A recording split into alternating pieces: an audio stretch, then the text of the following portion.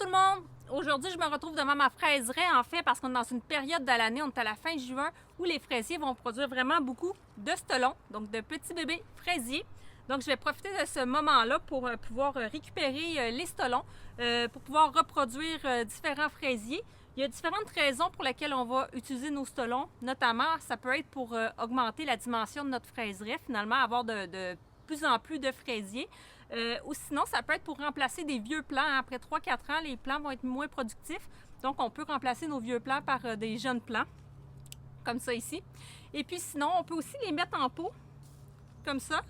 Et puis en donner aux membres de notre famille, à nos amis, ou encore les conserver pour les mettre ailleurs, là, à différents endroits dans notre potager. Donc moi aujourd'hui, je vais vraiment les mettre en pot comme ça parce que ma fraiserie, elle est pas mal pleine ici. Je vais voir si j'ai d'autres places pour les mettre au potager. Puis c'est sûr que je vais en donner aux membres de ma famille. D'ailleurs, je pense à toi, Cathy. Je te fais des fraisiers pour ton potager. Alors, je vous montre comment je fais d'un petit peu plus près. Donc, je fais un petit tour là, de la fraiserie. Donc, voici des petits stolons. Comme vous voyez, il y en a vraiment beaucoup. Il y en a plein d'autres ici. J'en ai tout le tour de la fraiserie. Puis il doit en avoir d'autres à l'intérieur de la fraiserie. Et voilà. Ça ici, ce sont des petits fraisiers. Puis en dessous ici, quand ils vont toucher à la terre, ça va produire des racines.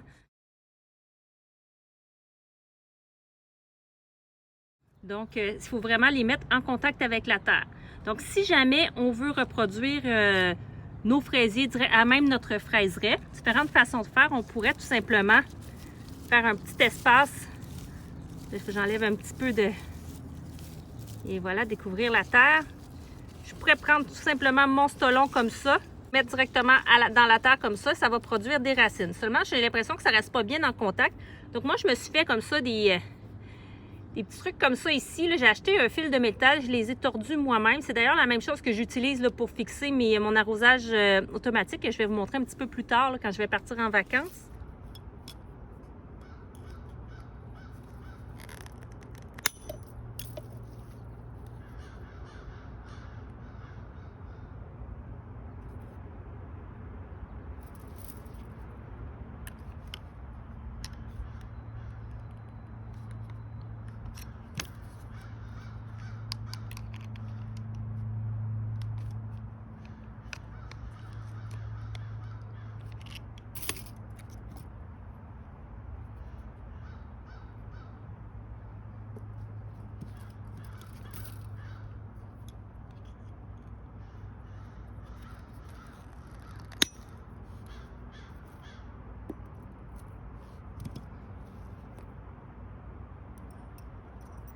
Donc, je vais juste le mettre la côté comme ça dans la terre et venir mettre comme ça mon petit anneau pour le tenir bien en contact comme ça avec la terre. Et ça va produire des racines. Par la suite, je vais pouvoir enlever l'anneau. Moi, ce que je fais, c'est que je le laisse rattacher au plan mère. Bien sûr, quand on le laisse rattacher au plan mère, ça va diminuer un petit peu l'énergie qui va être au plan mère. Elle va vraiment se concentrer sur donner l'énergie à ses stolons. Donc, c'est moins efficace au niveau de la production de fruits. Puis aussi, la maturité, comme on voit, déjà, elle a beaucoup de fraises. Donc, elle va plus se concentrer sur son stolon.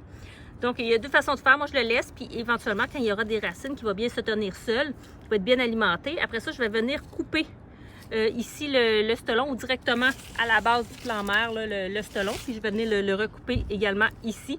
Et je vais laisser le plan là, puis il va être en mesure d'être autonome à ce moment-là pour s'alimenter lui-même dans le sol.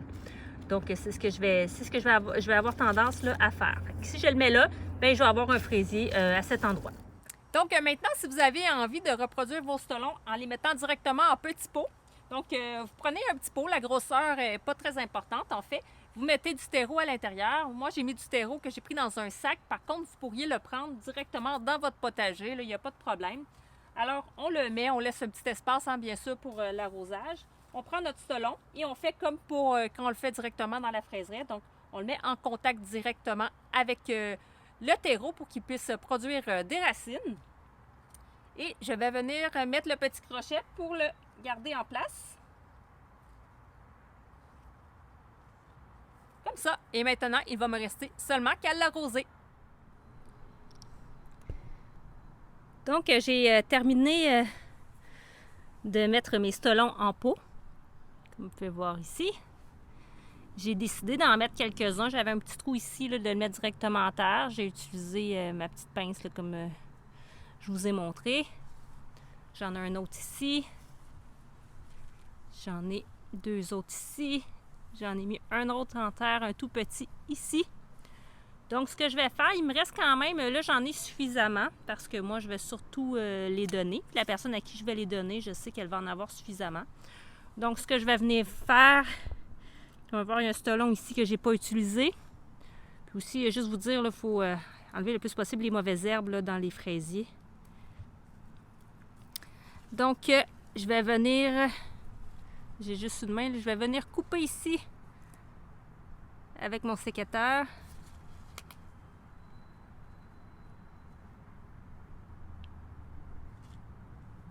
Juste ici.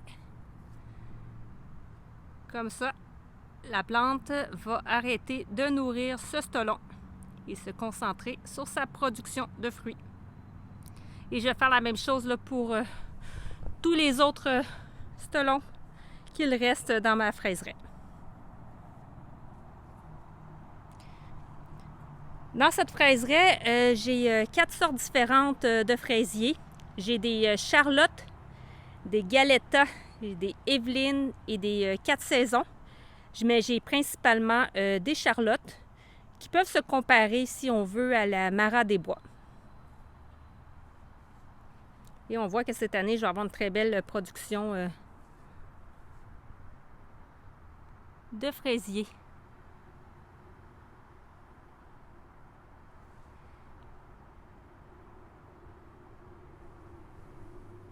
Il y en a une ici qui commence à rougir. On en a déjà mangé quelques-unes cette semaine.